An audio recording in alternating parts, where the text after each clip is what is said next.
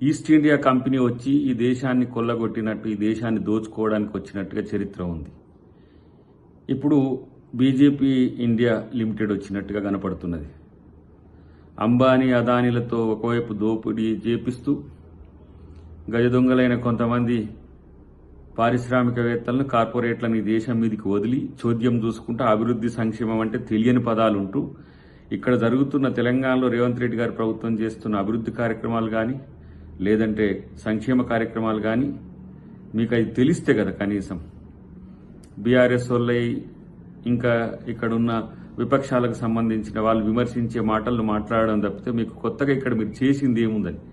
కాబట్టి BJP దోపిడీలాగా Congress party ఉండదు.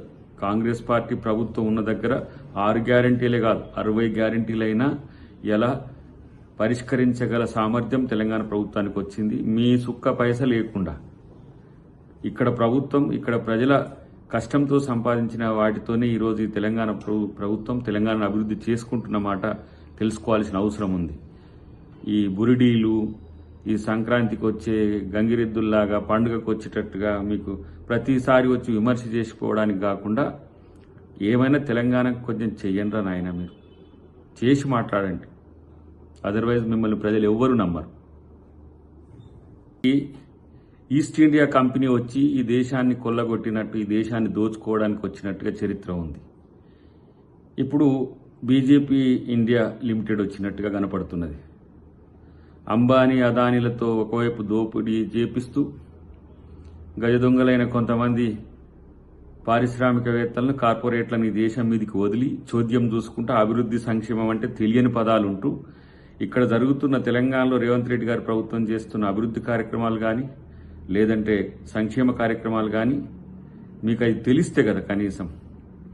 BRS వాళ్ళై ఇంకా ఇక్కడున్న విపక్షాలకు సంబంధించిన వాళ్ళు విమర్శించే మాటలను మాట్లాడడం తప్పితే మీకు కొత్తగా ఇక్కడ మీరు చేసింది ఏముందని.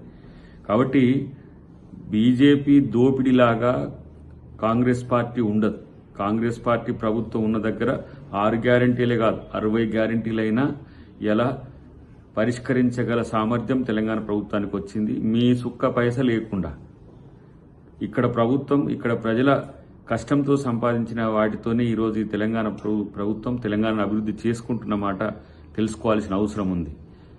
ఈ బురిడీలు, ఈ సంక్రాంతికి వచ్చే గంగిరెద్దుల్లాగా పండుగకు వచ్చేటట్టుగా మీకు ప్రతిసారి వచ్చి విమర్శ చేసుకోవడానికి కాకుండా ఏమైనా తెలంగాణకు కొంచెం చెయ్యండి నాయన, మీరు చేసి మాట్లాడండి.